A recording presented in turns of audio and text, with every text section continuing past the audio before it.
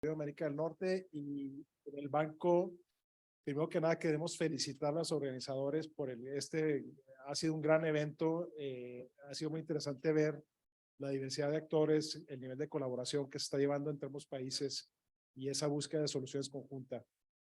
Nos complace mucho, obviamente, también este panel que se enfoca ya en las comunidades fronterizas, que es el área de acción del banco. Entonces es un placer estar con ustedes aquí y sobre todo un honor moderar este panel tan distinguido. Lo presento brevemente. Tenemos a las dos comisionadas de la Comisión Internacional de Límites y Aguas. Por la parte de México, a la ingeniera Adriana Reséndez Maldonado, y por la parte de Estados Unidos, a la doctora Marilena Giner. No podemos hablar de diagnosticar, pero sobre todo de resolver y de atender la problemática del agua en las comunidades fronterizas sin el liderazgo y sin la participación de las comisiones. Ha habido avances, sigue habiendo retos, pero creo que la dinámica actual es muy favorable y yo quisiera verdaderamente felicitar la labor que han hecho las comisionadas en los últimos 2 años aproximadamente, sí, 2 años, año y medio. Bueno, año y medio, pero parecen 2 en términos de eficiencia. Posteriormente contamos con la presencia del doctor Humberto Marengo. Él es el subdirector general técnico de la CONAGUA, es también excomisionado de la SILA, y bueno, es un gran conocedor del tema hídrico y en particular del tema de la frontera. Humberto, un gusto tenerte aquí.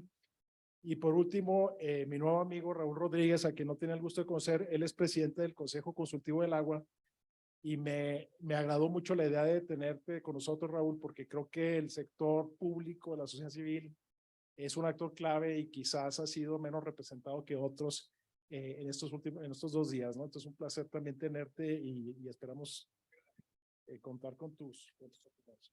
Bueno, yo empezaría quizás haciéndole una pregunta a cada uno de ustedes para establecer, set the stage, ¿no? ¿Dónde estamos parados? Y me gustaría empezar con la perspectiva binacional.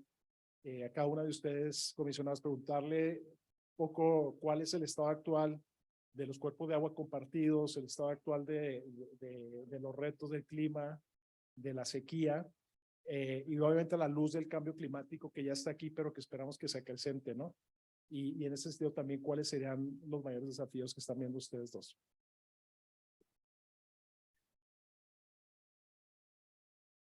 Hablando de cuencas transfronterizas, son 3 cuencas: la cuenca del río Tijuana, la cuenca del río Colorado y la cuenca del río Bravo, que también compartimos la pequeña cuenca del arroyo Nogales. Pero vamos a enfocarnos en las 2 cuencas principales que tienen este componente de distribución de agua, que es la cuenca del río Colorado y la cuenca del río Bravo. Actualmente ambas cuencas están sufriendo este efecto del cambio climático, y por primera vez en lo que tenemos nosotros de registro, ambas cuencas al mismo tiempo están en sequía. Las 2 cuencas están viviendo una sequía, las 2 cuencas están viviendo también un estrés hídrico del uso del agua, porque estamos utilizando todo el agua que tenemos asignada. Estamos utilizando todo el agua en el Colorado, estamos utilizando todo el agua en el río Bravo. Entonces, esto aunado con la sequía y aunado con el cambio climático, pues ha generado un estrés bastante grande en estas cuencas. Y bueno, la sequía de la cuenca del río Colorado, como saben, es una sequía que inició desde el año 2000, y ahorita llevamos ya 23 años de esta sequía tan prolongada. Esta sequía, ¿cómo la hemos podido enfrentar? ¿Cómo hemos podido estar teniendo los mismos, en la parte mexicana, el mismo volumen de agua? Porque durante todos estos años México recibió su dotación completa del río Colorado. Pues porque hay 2 muy grandes embalses en la cuenca en Estados Unidos que han permitido, con su gran capacidad de regulación, que los usuarios de la cuenca baja no sufran estos recortes. Sin embargo, ahorita ya estamos, ahora sí, viviendo este nivel de recortes. ¿Se prevé algo más importante? Creo que esta es la siguiente pregunta. Y tenemos este gran desafío en la cuenca del río Colorado. ¿Qué vamos a hacer para esta resiliencia? Porque esto es algo que llegó Es algo que estamos enfrentando, pero que es algo que vamos a seguir enfrentando en el futuro, que estamos viendo no solamente la emergencia, ahorita estamos actuando con la emergencia, pero lo estamos planeando ya para más allá de 2026 y ya en un futuro, ¿no? ¿Cómo podemos hacer que esta cuenca del río Colorado tenga esa resiliencia, que esta cuenca del río Colorado tenga beneficiarnos ambos países de lo que se está haciendo en Estados Unidos, de lo que se podría hacer en México? Y bueno, de la cuenca del río Bravo, creo que mi compañera puede abundar un poquito más. Sí, gracias, comisionada Ginés. Un poco para complementar la información que acaba de brindar la comisionada Reséndez. En el caso del río Colorado, el 13 de abril, el Buró de Reclamación emitió su estudio ambiental, de impacto ambiental suplementario. Y ese estudio ambiental es suplementario porque se hizo un estudio ambiental en 2007 que desarrolló las guías de operación de dos de las presas más grandes de Estados Unidos, para el lago Mead y para el lago Powell. En ese estudio, se reconoció de que desde 2000, más de 20 años, hemos tenido escurrimientos abajo de lo que está permitido otorgar a los estados. Entonces, se reconoce que esas reglas de operación de 2007 ya no pueden ser vigentes. Por eso se hizo un estudio de impacto ambiental suplementario.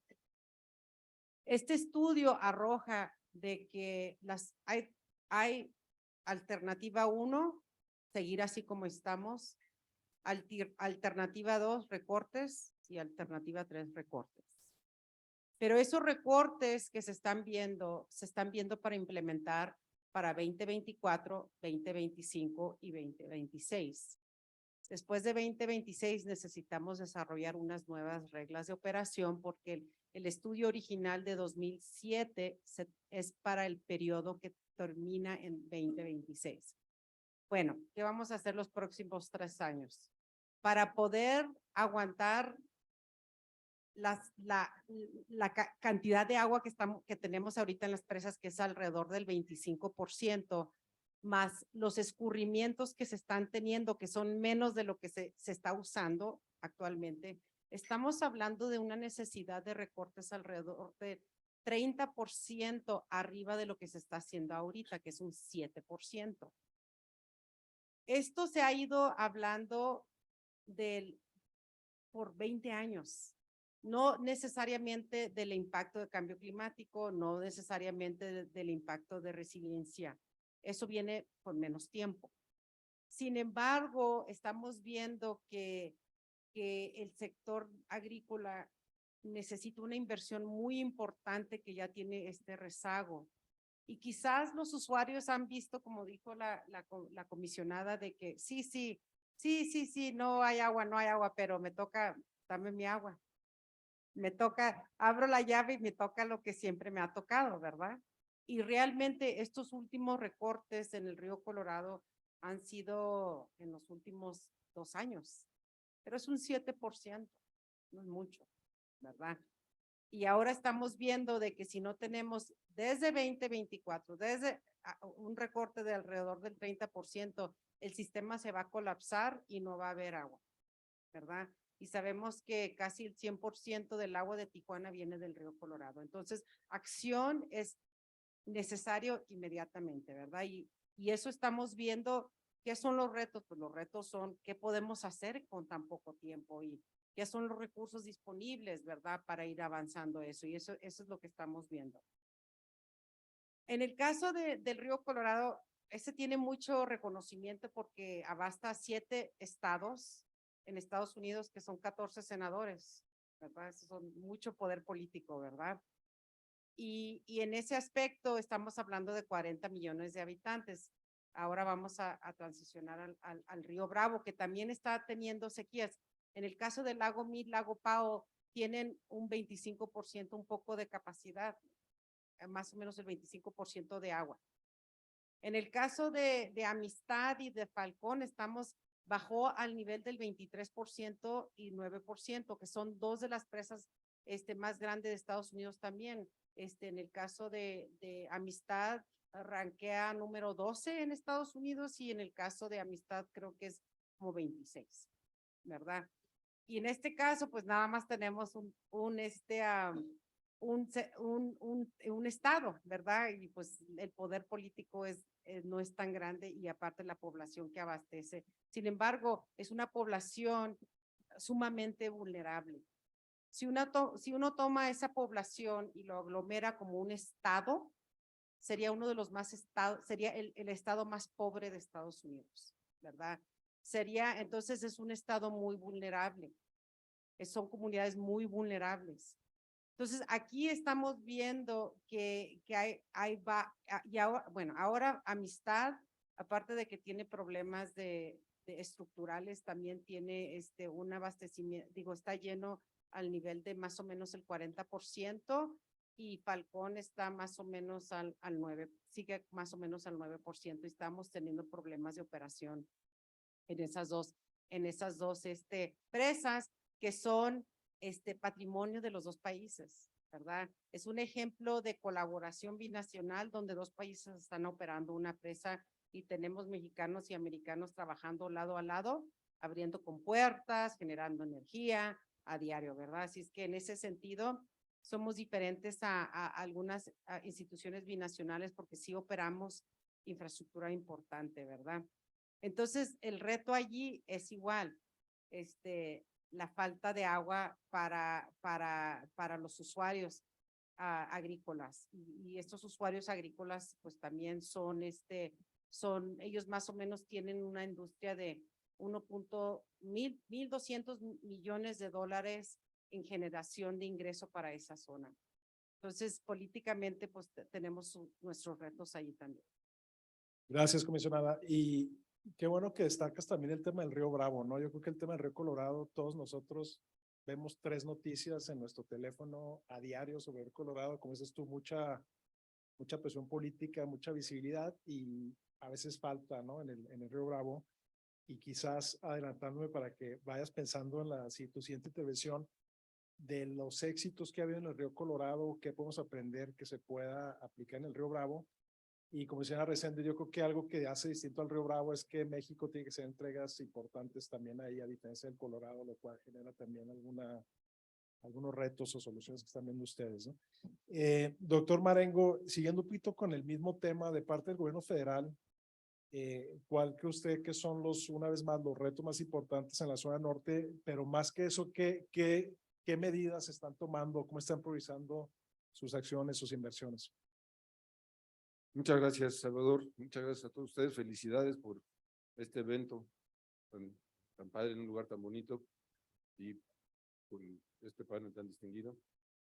Definitivamente, el concepto de lo que es la frontera norte de México, desde que se firmó el tratado del 44 a la fecha, hay un cambio brutal, ¿no? Cuando se firman el tratado en el 44 habían 450,000 habitantes en toda la frontera, ahorita hay más de 15, casi 16 millones de habitantes. Y el agua es la misma, la variabilidad es la misma y los fenómenos hidrometeorológicos son los mismos. Entonces, necesariamente hay un estrés hídrico, vamos, obligado, no, naturalito, nada más por la pura población, ¿no? Y además, tenemos el fenómeno de migración, que también está desbalanceando las ciudades y que tenemos que atenderlo de manera muy cuidadosa.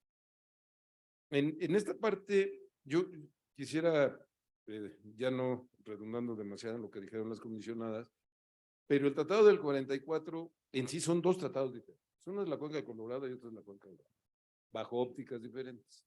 En la Cuenca del Colorado, México recibe una programación de agua anual de 1,850 millones de metros cúbicos año con año.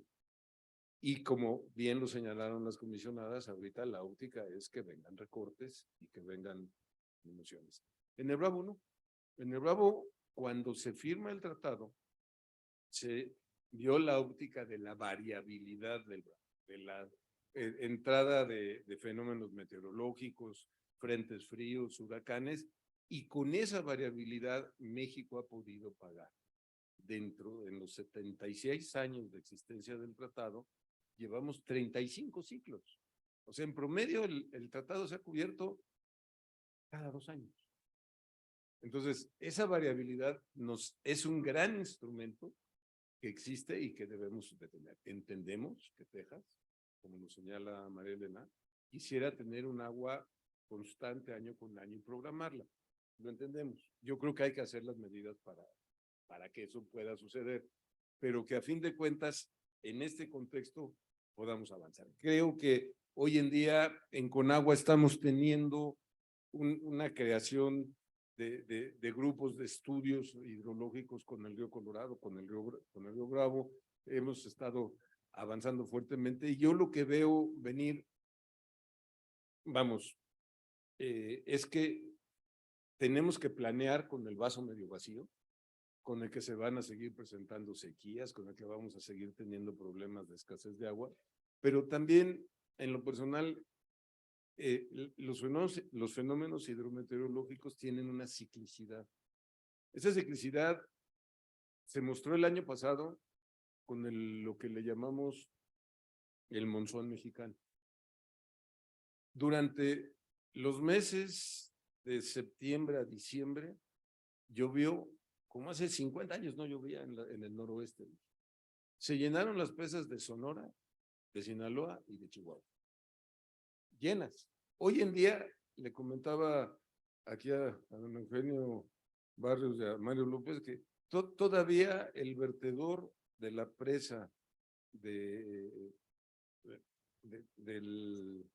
Conchos, la última presa del Palmito, la Luis León o el Palmito, todavía está abierto en otro. Entonces, hay cierto indicio de que pueda venir una ciclicidad. Si eso viene, nos va a favorecer a todos. Y hay que mejorar nuestra infraestructura. Indudablemente, Salvador, hay que hacer un esfuerzo adicional muy serio y muy decidido para reciclar, para reusar el agua. Insistentemente el reuso del agua se tiene que hacer. Tenemos que voltear los ojos a la desalación de agua de mar, que es cara como los 20,000 diablos. ¿Sí? Instalar 1 metro cúbico por segundo nos está dando una inversión de casi 300 a 400 millones de dólares. El instalar 1 metro cúbico por segundo. Y el grave problema de la desalación de agua de mar, porque todo el mundo dice, oye, si tenemos el 75% del agua en el planeta con agua de mar, ¿por qué no usamos el agua de mar? El grave problema es la salmuera. La salmuera, lo que se produce como efecto de desalación es veneno puro en tierra y veneno puro en el mar. Entonces, todavía creo que hay un gran trecho, lo comentábamos ahorita con Mario, con Eugenio, de investigación en ese contexto. Hay que invertir seriamente en cómo podemos disponer que esa salmuera no sea tan nociva para la población. Y ya finalmente para terminar, sí insistiría en que toda la desalación que podemos hacer de aguas, de retornos de riego. El mar tiene 30,000 a 40,000 partes por millón de sales. Los retornos de riego tienen de 4 a 6,000. Toda la desalación que podamos hacer, todo el reuso que podemos hacer de aguas urbanas, toda la captación y que podamos en un momento dado optimizar en los sistemas de presas, el mejorar nuestra infraestructura, el hacerla más eficiente, es ese gran compromiso que tenemos que tomar como gobierno federal, como gobiernos estatales, una vez que México esté consolidado con el gobierno de los Estados Unidos y buscar los instrumentos de inversión para que esto se pueda hacer. Afortunadamente tenemos al Banco América Norte, entonces ellos nos van, por dinero no paramos y nos van a financiar con un montón de... Bueno, lo bueno es que yo soy el controlo las preguntas del panel. Bueno, Y yo creo que rescato el tema de la necesidad de diversificar las fuentes. Yo agregaría, si me permite, el tema de la conservación, ¿no? Porque hablamos hoy en varias ocasiones que 80% del agua se usa en la agricultura y por ahí 40-50% se usa de manera ineficiente, pero incluso el agua a nivel urbano que ya la limpiaste, que ya la trajiste y se te pierde ahí un 30% por poner un estimado ahí. Y pues ese sea, yo creo que quizá la comunidad en Estados Unidos, la fruta más accesible, ¿no? Para empezar a cortar. Sí, y tecnificar el riego. Sí, sí. Ese reto es ineludible de inmediato. Perfecto, gracias. Raúl, pasando de un poco de la perspectiva de los gobiernos a la perspectiva de la sociedad civil, primero te pediría que nos contaras un poco sobre el CCA y qué hace. Creo que es algo, aunque bien ya tienen, creo que cerca de 20 años, ¿no? Creo que es algo bastante único, bastante importante. Que nos cuentes qué hacen y cómo es que ustedes logran articular a la sociedad civil, incluyendo la academia, en el desarrollo, en el fortalecimiento de las políticas públicas de agua. Gracias, Salvador. Muy buenos días a todos. Muchísimas gracias. Primero, dame un minuto solo para agradecer la invitación a la Universidad de California en México, a nuestra querida amiga, la doctora Isabel Studer, felicitarla por esta extraordinaria iniciativa y extraordinario evento que reúne a todo el gran talento que está aquí hablando de un tema que nos une, que es el tema del agua. Políticas públicas, mejor cuidado, uso eficiente, cultura. Me da mucho gusto ver a grandes amigos, como decía alguien en el panel anterior, muchos viejos amigos, pero más amigos que viejos, y la verdad es que nos da mucho gusto que estamos todos aquí en un tema que nos une y que nos apasiona, ¿no? Un gusto compartir el panel, como decía Humberto, con dos grandes mujeres, dos grandes comisionadas, que se decía esta mañana que es la primera vez en toda la historia del registro, que están dos mujeres talentosas al frente de este portafolio tan importante que son las agendas de aguas binacionales, compartir con Humberto y por supuesto con la excelente moderación de mi nuevo amigo Salvador. Estoy buscando un crédito. De alguna manera esto es importante. Empiezo rapidísimo. A lo mejor voy a ser un poco distinto. Alguien se va a preguntar, bueno, ¿y qué hace el Consejo Consultivo del Agua en un tema de aguas binacionales, aguas internacionales? Si el Consejo a veces, y aquí están muchos de nuestros distinguidos miembros que nos acompañan, está más dirigido hacia un tema más ciudadano. El Consejo Consultivo del Agua fue constituido hace 23 años, y somos un organismo ciudadano, plural, independiente, que está dirigido a buscar generar sensibilización en una mayor y mejor cultura en el cuidado y uso sustentable del agua, pero también migramos ya al tema de incidir en políticas públicas. Somos un organismo, como bien decía Salvador, único en el país, creemos nosotros, porque solamente nos dedicamos al tema del agua, única y exclusivamente al tema del agua.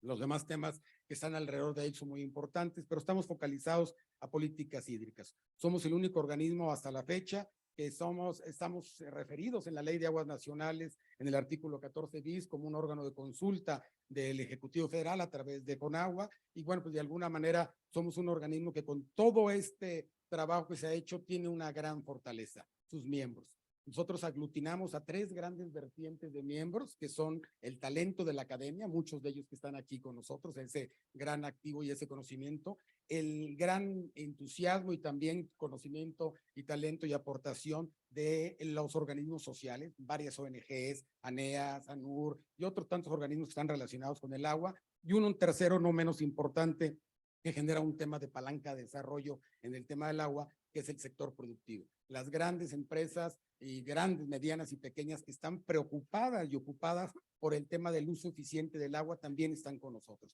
Entonces, ese gran talento reunido ahí, lo que nos ayuda es a generar eso, propuestas hacia el Ejecutivo, hacia el Legislativo en políticas públicas, pero también como decía, una gran banda de acción hacia buscar la sensibilización a los actores. Nosotros decimos que tenemos cualquier actor relevante o no relevante, o por muy modesto que sea, tiene algo que decir, algo que aportar en el uso eficiente del agua, en esa cultura del cuidado y sustentable, desde el gran usuario hasta el ama de casa y sobre todo los jóvenes que buscamos sensibilizarlos en este tema.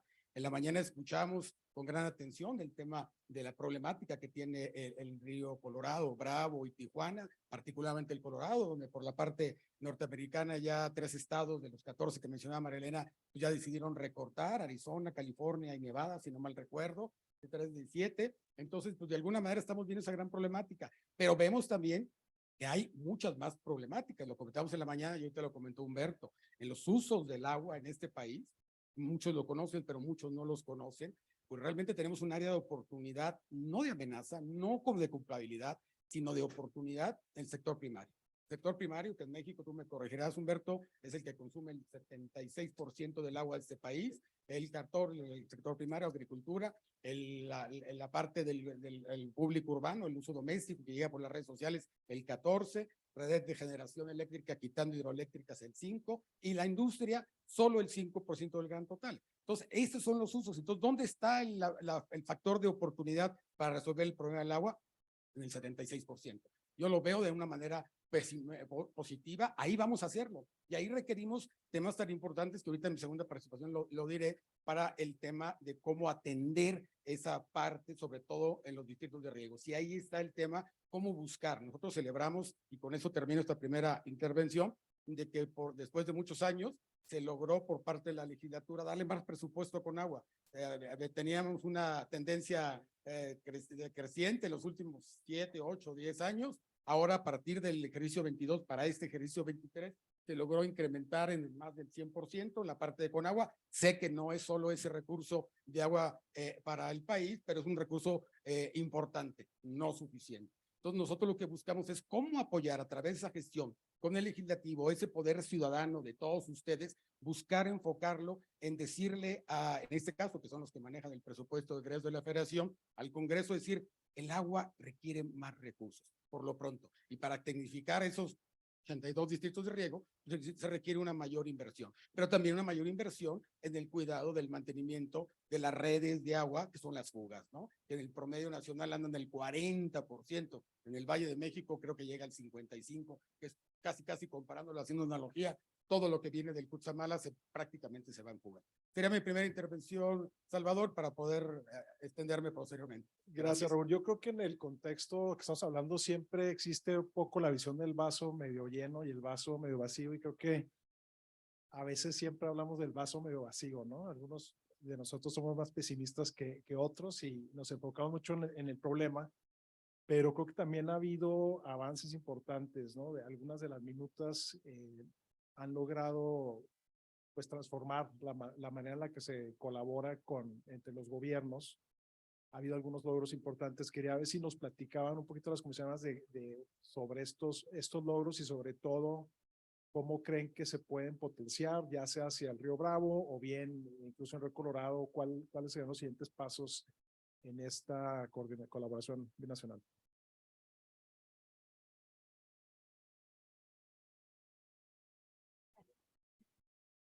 Sí, bueno, antes de entrar a esto de cómo podemos potenciar toda esta experiencia que se tiene en la cuenca del río Colorado, que ya tiene pues desde 2007 que empezamos con un proceso de cooperación que vimos como país, que estábamos de acuerdo en que íbamos a tratar los temas de una forma conjunta, buscando los esquemas de ganar.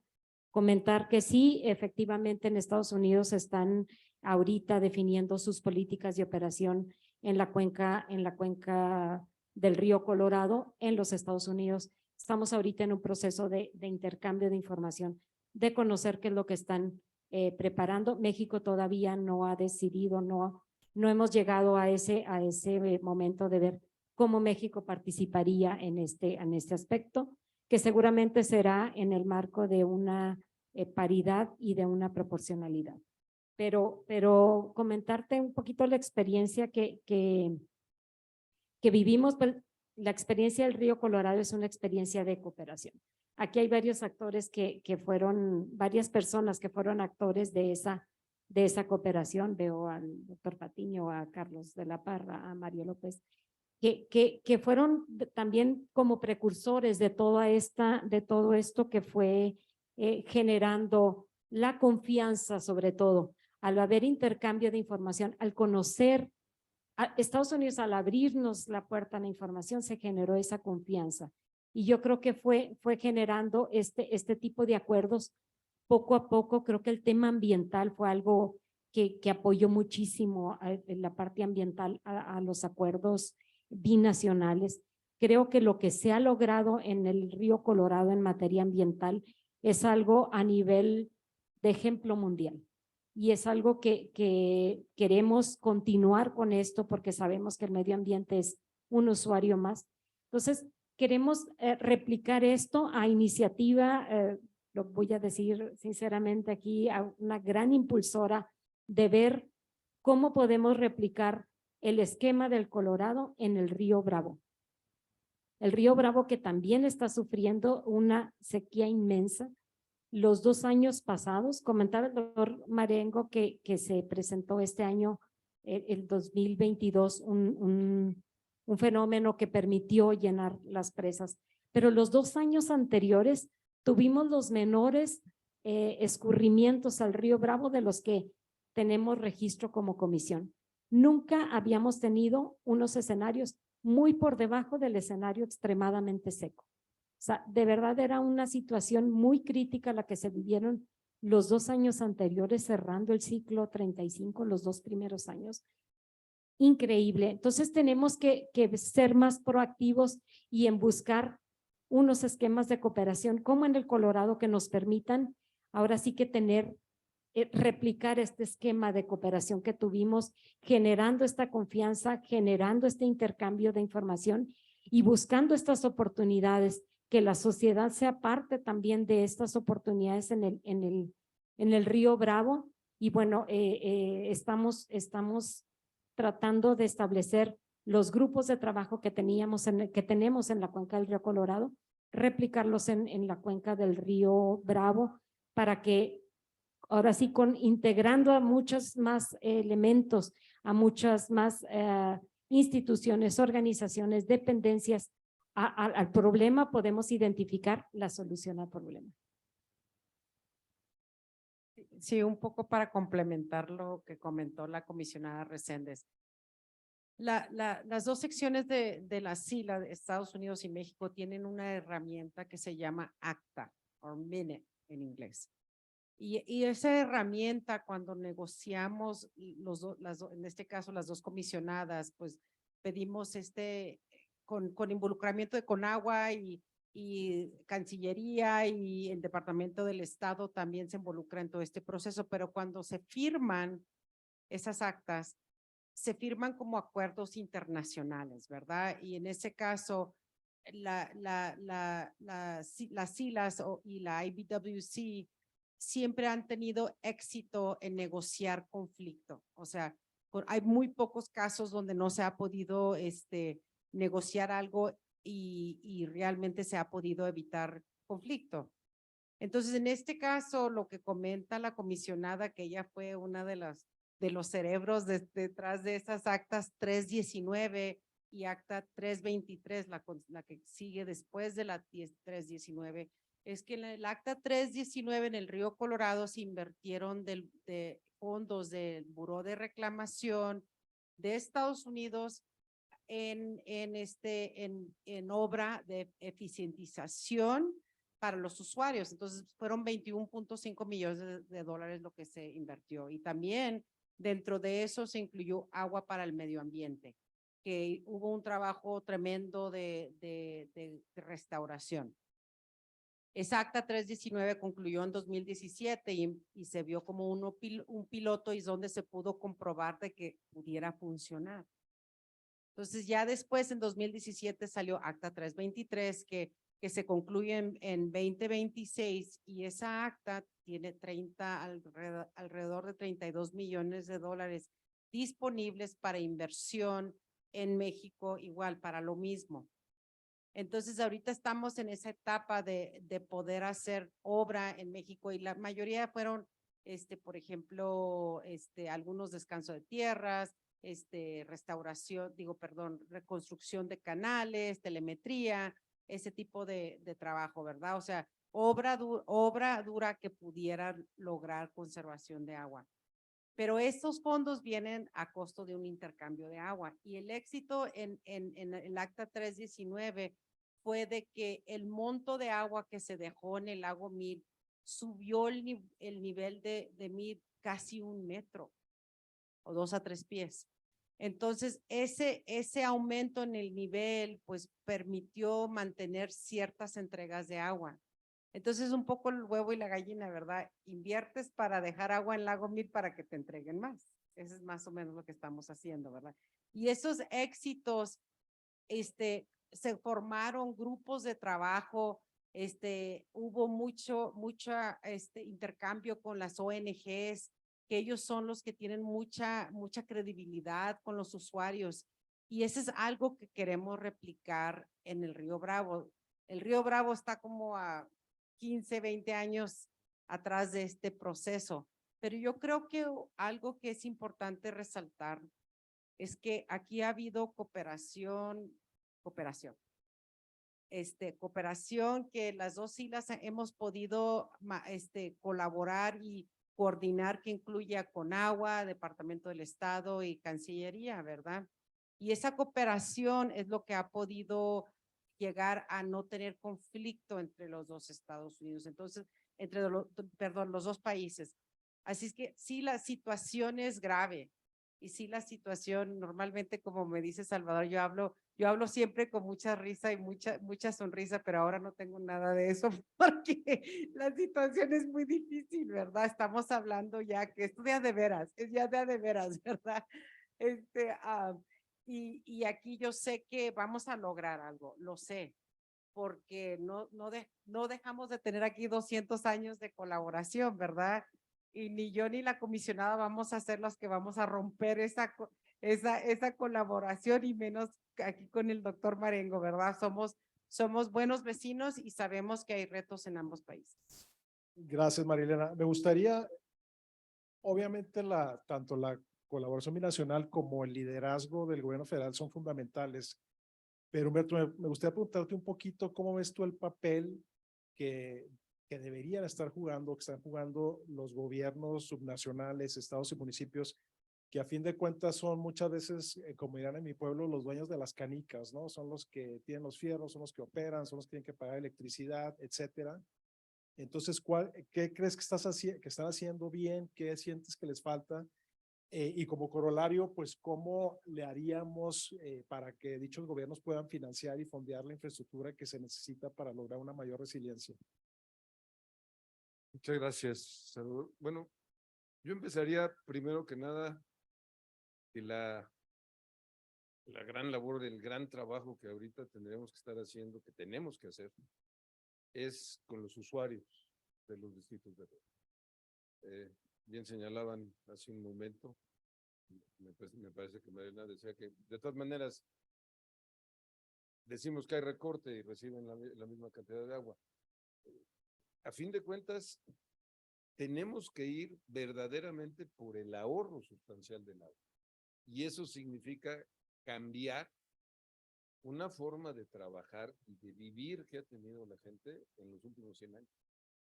Ya no van a regar con surcos y melgas, y la gente dice, ¿por qué no? O sea, así lo he hecho y así ha sido toda mi vida, ¿por qué no? Cambiar esas mentalidades significa un gran esfuerzo. Significa que verdaderamente tenemos que modificar la infraestructura, la forma de trabajar, la forma de cosechar, y demostrarles que desde el punto de vista económico van a estar mejor. No toda la gente lo acepta, ¿no? O sea, para cualquier gente, vamos, más o menos sensata, diría, oye, voy a ganar más si quiero. Hay gente que dice, yo con eso vivo, no quiero, no lo muevan. Yo creo que por ahí viene una gran labor que tenemos que hacer. Nos hemos enfrentado en el distrito Río 014. La gente dice, no, hay dinero, hay un estímulo económico. No, no quiero cambiar.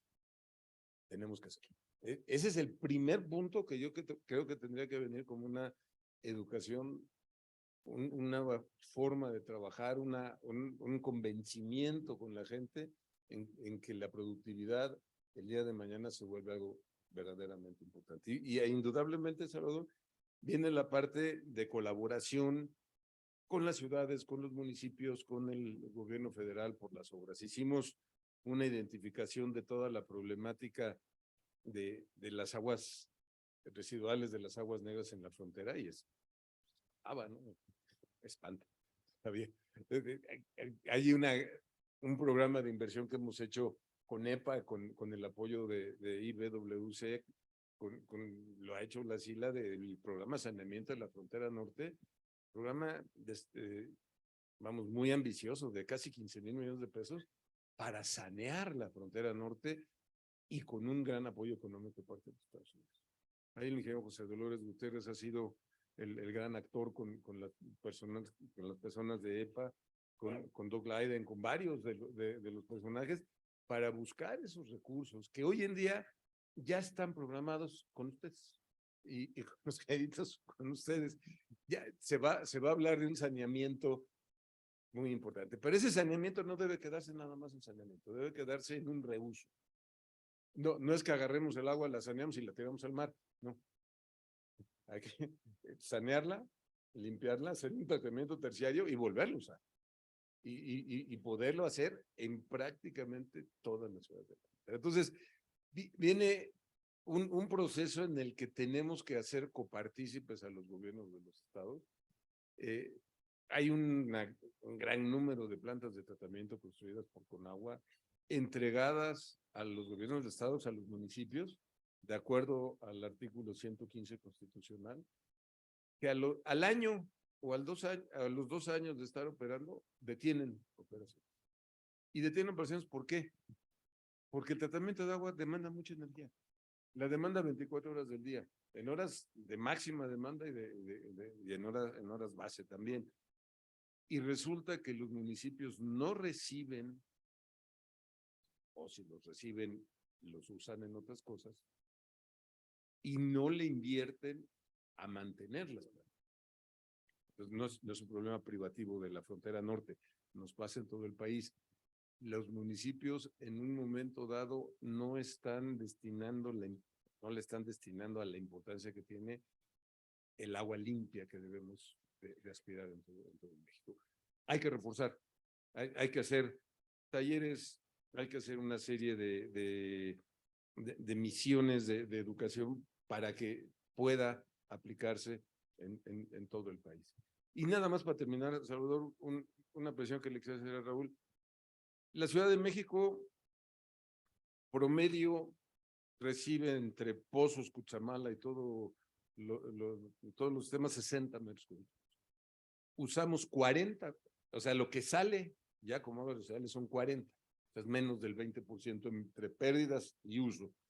Salen 40 metros cúbicos por segundo y año con año entran por el río Tula hacia la presa de Zimapán un promedio de 30. De esos 30, con 27 que vienen 25 que vienen del Valle de México y lo demás viene del río San Juan. O sea, sí es un orden de un 20%, no más de un 40%. Y me comentaban nuestros compañeros, con toda la certeza del mundo, este año se ha hecho un gran esfuerzo por abatir. Gracias, Humberto. Fíjate que yo coincido contigo que en los últimos 20 años, y volviendo al esquema del vaso medio lleno o medio vacío, ¿no? Yo creo que ha habido un avance importante con los fondos de Conagua, con los fondos de la EPA, la coalición de SILA y modestia aparte también hay el papel que ha jugado el banco de cerrar la brecha de los servicios básicos, ¿no? El acceso al agua, el acceso a la alcantarilla, ya estamos ya en las zonas urbanas casi al 100%, tratamiento avanzado. Ciertamente el tema de la deterioración de infraestructura es un tema muy serio, la falta de operación y mantenimiento, pero sentimos que a pesar de ese logro que ha habido, no podemos seguir dependiendo tan fuertemente en los recursos a fondo perdido, en los grants, porque nunca va a ser suficiente, ¿no? Creo que es importante también que los gobiernos estatales y municipales empiecen a buscar otros esquemas de financiamiento para apalancar y para hacer más amplio la disponibilidad de los recursos. Sí, tienes toda la razón, Salvador, pero nosotros, en México, a diferencia de Estados Unidos, el agua no paga el agua. ese es un grave problema. Yo creo que el día que hagamos que verdaderamente el usuario del agua pague lo que se necesita por conducirla, traerla, poner el agua en la casa, sacarla y sanearla, en ese momento hasta las fugas se van a reducir significativamente, todo el mundo va a estar ahorrando un montón de agua, pero en México todavía no se paga, el agua no paga. Entonces, tenemos todavía que vivir con esa cultura, tenemos que vivir con el hecho que también en la Constitución está escrito que tienen el derecho humano al agua. Sí, pero el buen Dios hace el agua, pero no la entuba, y menos la lleva a las casas. Se hacen y eso cuesta, y cuesta mucho dinero, y cuesta mucho dinero tratarla.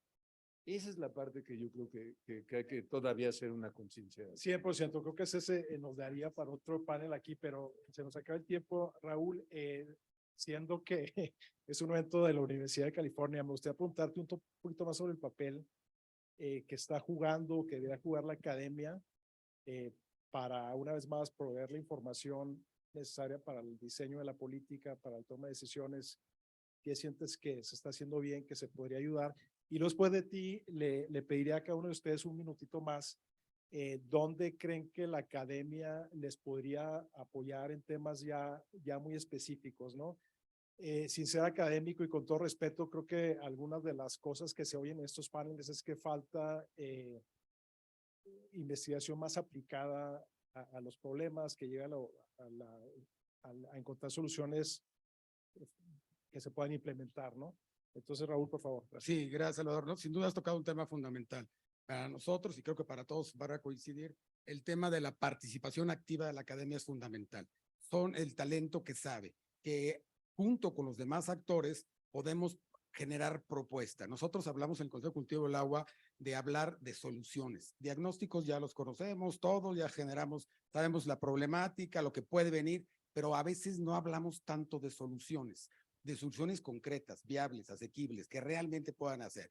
Y ahí la academia juega un papel importante, en el caso nuestro, ahorita lo comentarán los demás, porque nos ayuda a generar esas propuestas, esas soluciones que nos estamos proponiendo, ¿no? Déjenme refiero rápidamente. Hace una semana se llevó la Conferencia Mundial del Agua en Nueva York, en la ONU, las 4 grandes conclusiones, entre otras muchas, una de ellas destaca y que todos ustedes han coincidido, la colaboración. Es importante, a veces padecemos lobos esteparios, cada quien por su lado tratando de hacer cosas positivas, pero cada quien de manera aislada. Creo que la colaboración conjunta es un papel importante, también hablaba en la ONU el secretario Guterres de inversión, de resiliencia que ya se ha hablado aquí y por supuesto innovación y tecnología. Nosotros que estamos generando a través de ese apoyo de la academia, buscar retomar un pacto por el agua junto con nuestros 3 sectores. El doctor Fernando González Villarreal, que todos ustedes conocen, que está en la academia, y hoy por hoy quizá una de las gentes que más sepa del tema hídrico en este país, el primer director general de Conagua, si no mal recuerdo, él le ha llamado más que un pacto por el agua, él dice, vamos a llamarle un hidropacto. Busquemos que realmente todos podemos converger en sentido del agua, de las mejores prácticas, ¿no? Y eso nosotros lo que hablamos, pues es buscar de soluciones, ya las conocemos quizá, bueno, pues hay que estructurarlas y enfocarlas y ahí la academia nos ayuda. En la mañana Mario decía, bueno, pues hay muchas cosas, entre otras, habló básicamente de la reconversión de cultivos en el tema, lo que tú acabas de comentar, Humberto, pero eso es algo que venimos hablando hace años y no podemos hacerlo, no podemos convencer a un productor allá de mi tierra de frijol que recoge 500, 600 kilos por hectárea, que no es nada productivo, y le buscamos a decir, oye, pues mejor vámonos por una agricultura por contrato, por otro cultivo que sea más rentable. Difícil de convencerlos, a pesar que te da Zacatecas. Entonces es difícil hacerle esa parte. Y también hablaba Mario, por ejemplo, del tema de ahorro en grandes ciudades, ¿no? La demanda, ese han sido el gran problema.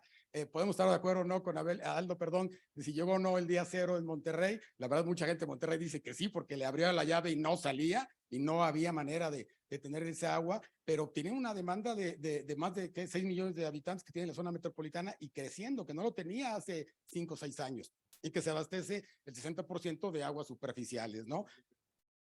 Es una opinión y sí, puede ser, sin duda, pero ahí es donde la sociedad civil nosotros tenemos que enfocar con el apoyo de la academia y decir con sustento, con argumentos, decir dónde está. La desalación es otra. Por eso termino rápido. El tema del Consejo Cultivo del Agua ha venido manejando una agenda. Busquemos una agenda, lo dijo en la conferencia Mundial del Agua, lo hemos dicho todos, una agenda común de los temas que estamos hablando ahorita, de aguas binacionales hasta lo más sencillo. Y esa agenda nosotros proponemos 5 puntos. Uno ya lo dije y es muy claro, y no porque sea el primero, pero creo que es importante la inversión. La inversión mayor, inversión en infraestructura hídrica es fundamental. Con agua lo está viendo, pero es insuficiente. Es fundamental incrementar el recurso. 2, el derecho humano al agua. Se habla poco del derecho humano al agua, es un tema importante. Es un tema en donde la actual legislatura y las anteriores están en falta porque hace 12 años debe haberse legislado el reglamentario del cuarto constitucional, no se ha hecho por un componente presupuestal tal vez, por otro no ha sido falta de voluntad política de los legisladores. El tema es que lleva un componente importante. El Centro de Estudios de Finanzas de la Cámara de Diputados dice que para esto se requieren más o menos 80,000 millones. Y para llevar más o menos, tú corrígeme Humberto, o corrígelos a ellos, un tema importante de una inversión anual sostenida los próximos 10 años para el tema de agua de 240,000 millones de pesos, que pues ya sabemos quién designa el recurso en este país, que es la Secretaría de Hacienda, que no ha sido posible. Bueno, con eso tenemos, ojalá el banco puede poner 40 y el gobierno 40.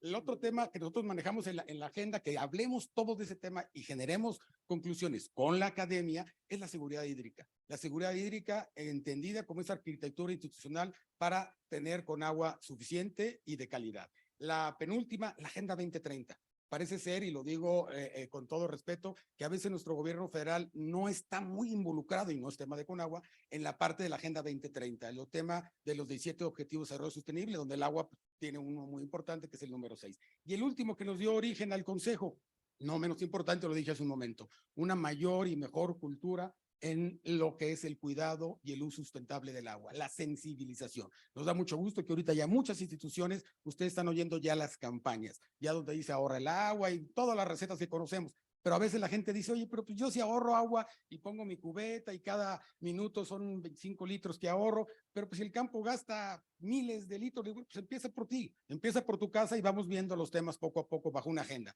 Y como dicen los ingenieros, lo que no se mide no se mejora, una agenda que llevemos con esas métricas y que seamos constantes. Gracias, Salvador. Bueno, siguiendo de allá para acá, 2 minutitos cada quien, por favor, sobre la pregunta de cómo te puede ayudar la academia, qué puede hacer para hacerles la vida más sencilla a ustedes. La academia tiene mucho que decir, mi querido Salvador, pero para decirte necesita inversión.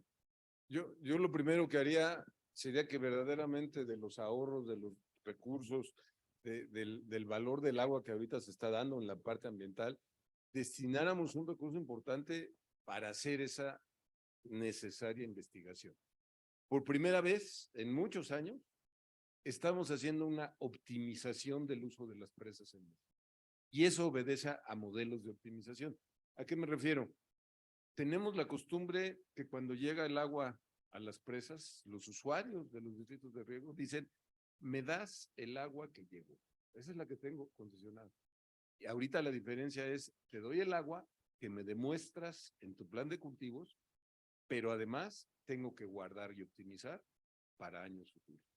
Esos modelos de optimización hay que aplicarlos en todo el país. Hay que invertir. Hay que meternos de cabeza fuertemente. ¿Cómo mejoramos toda la parte ambiental del agua desalada, de la salmuera? ¿Cómo logramos hacer que esa salmuera no afecte tanto a las especies vegetales, animales, en mar o en tierra? Tenemos que invertirle, lo comentábamos ahorita con Mario, y verdaderamente hay una gran inversión en esos temas. Tenemos que hacer una gran e importante inversión en toda la parte del reuso del agua de los distintos medios en sus calidades y una inversión muy importante fuera de, bueno, que la investigación, que los estudios lo demuestran, en mejorar la infraestructura que tenemos. Nuestra infraestructura apenas tiene algunos cientos de años, ¿no? La boquilla se construyó en 1915, pero Falcón en 1965, la presa Morelos en 1949, la presa Amistad en 1967, o sea, apenas tienen 50 a 100 años, a 60 años, a 70 años. Ya necesitan meterle dinero, ¿eh? Necesitamos convencer no solamente a la parte empresarial, a la parte gubernamental, forzoso, la forzosa inversión que requieren hacer las cosas. Marina mencionó brevemente la amistad. La amistad está apoyada sobre una caliza que se está disolviendo. Esa disolución puede llevar a una falla completa en la presa de la amistad. Y aguas abajo nada más hay entre 200,000 y 300,000 personas, dependiendo la hora del día, ¿no? En la noche, que baja mucho la actividad humana, se concentran, hay 300,000 posibles afectados. Es algo que no nos podemos permitir. De ninguna manera. Entonces, toda la investigación para mejorar esa infraestructura, para optimizar esa infraestructura, tenemos que hacerla y la menor inversión es la que se le paga a un investigador, a un grupo de estudiosos, a un grupo que piensa y que propone soluciones que el día de mañana nos van a traer grandes. Tenemos que darle mucho valor a esos grupos y poderlo lograr con las universidades a ambos lados de las fronteras y con inversiones propias de los pueblos. Gracias, Meto. Marilena. Bueno, esta mañana sí tuvimos una sesión un poco privado para hablar sobre el papel que pudiera tener el sector académico. Como comenté esta mañana, yo empecé el doctorado en 2017 y lo terminé en 2021. Y durante ese tiempo yo vi cómo el sector académico estaba generando trabajo importante. Sin embargo, el sector practicante no tenía conocimiento de ese tipo de investigación, ¿verdad? Y yo sé que yo estaba viendo de que, híjole, pues si yo hubiera sabido esto cuando yo estaba de practicante me hubiera ayudado, ¿verdad? Entonces no hay esa transferencia de conocimiento, ¿verdad? Y yo pienso que eventos como esto nos ayuda mucho en identificar esas oportunidades. Yo y la comisionada hemos estado hablando de que, pues, cómo podemos involucrar el sector académico en nuestro trabajo y yo creo que nos vamos nosotros con esa tarea porque sabemos que esa información es muy útil. Un área donde yo vi que carece un poco en el sector académico es lo que le dicen the literature reviews, ¿verdad? Esa investigación tiene mucho valor porque aglomera toda la investigación que se ha hecho sobre sobre esos temas y ayuda mucho para poder por lo menos generar qué son conceptos que han funcionado, qué funcionó bien, qué no funcionó tan bien, ¿verdad? El otro donde yo vi que hay una oportunidad y se ha comentado mucho aquí, yo soy ingeniero civil y pues, sí, gracias. Pero la realidad es de que cuando empecé, y yo pensé, pues tengo muchas matemáticas y soy bien fregona para entender las matemáticas y cuando empecé el doctorado en políticas públicas, yo vi que los que tenían la carrera humanidades entendían más de lo que yo estaba entendiendo. Es increíble, ¿verdad? Todos los días quería llorar porque no sabía qué me estaban pidiendo de tarea en las clases de estadísticas ¿verdad? Y economía, ¿verdad? Y para los economistas. Entonces, lo que yo aprendí muy rápidamente que el variable que todos hemos estado comentando aquí es el variable del humano. Todos los economistas es lo que hacen, modelan cómo actúan los humanos, ¿verdad? Y no tenemos muy buen entendimiento que por qué la sociedad no sabe ahorrar agua o no entiende el consumo de agua. No entendemos muy bien por qué los usuarios agrícolas, sabiendo que esto viene, ellos mismos están viendo el cambio en la temperatura, lo están viendo, ¿verdad? ¿Por qué no están cambiando sus prácticas? Y ya cuando podemos entender ese aspecto humano, yo creo que vamos a poder identificar qué son los retos precisos y cómo podemos hacer diseño de algunas políticas que puedan atender esa necesidad. Y en ese caso yo siento que es de donde puede venir el sector académico porque el público les tiene más confianza a ustedes que al gobierno, ¿verdad? Ustedes entran allí y son uno de ellos, es como dicen en inglés, las botas en el suelo, ¿verdad? Boots on the ground, ¿verdad? Y ustedes sí tienen esa credibilidad y son profesores de los hijos de ellos, ¿verdad? Entonces realmente, como digo, tienen esa confianza y ese tipo de investigación para mí Yo siento personalmente que nos daría mucha utilidad en ver cómo podemos formar políticas públicas que pudieran tener un impacto sobre el humano. Gracias. Gracias, Mariela. El tema de la ciencia del comportamiento, ¿no? Creo que me resuena mucho conmigo lo que dices porque a veces no vemos ese aspecto más humano, ¿no? Adriana, por favor. Sí, gracias. Comentar muy rápidamente que la solución a la problemática tiene que estar basada en la ciencia. Esto es algo que hemos estado nosotros diciendo, que hemos estado identificando. No podemos poner soluciones a los problemas que tenemos ahorita binacionales si no es con una base científica. Entonces, hemos visto, sabemos que hay muchos esfuerzos en las universidades que no conocemos. Hay muchos esfuerzos que queremos recopilar todos estos esfuerzos, pero también es muy importante, y esto lo estamos buscando como comisión, un consejo asesor académico, donde nosotros les digamos, estas son las necesidades que tenemos como gobierno, como países, tenemos estas necesidades. Por favor, que sus alumnos se dediquen a hacer este tipo de estudios y este tipo de estudios para que podamos dirigir ahora sí que las investigaciones a lo que verdaderamente el gobierno está necesitando, ¿verdad? Y recopilar toda esta información es muy importante.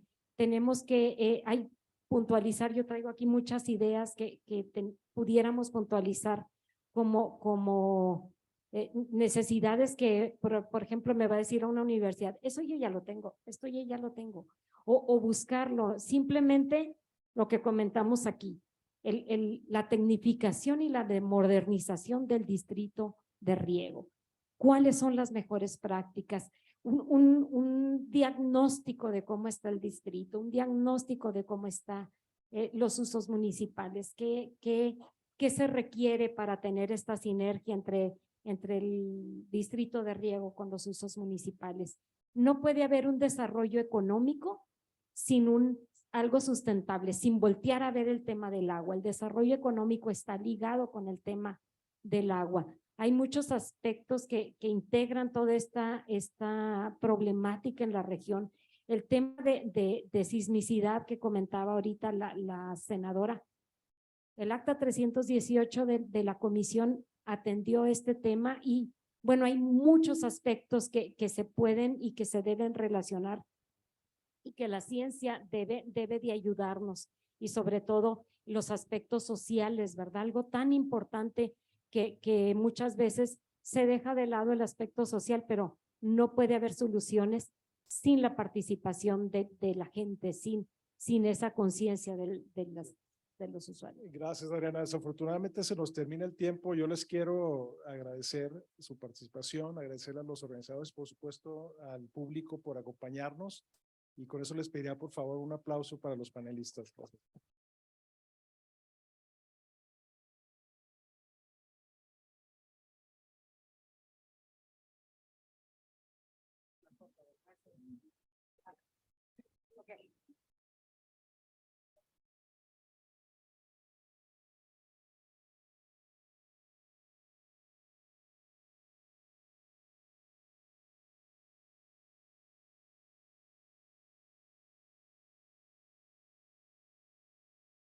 Hola, tenemos una pausa de 15 minutos.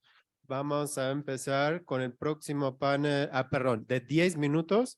Vamos a empezar aquí con el próximo panel de investigación y un diálogo de políticas públicas sobre salud, agricultura y trabajadores. Aquí a las 12:25.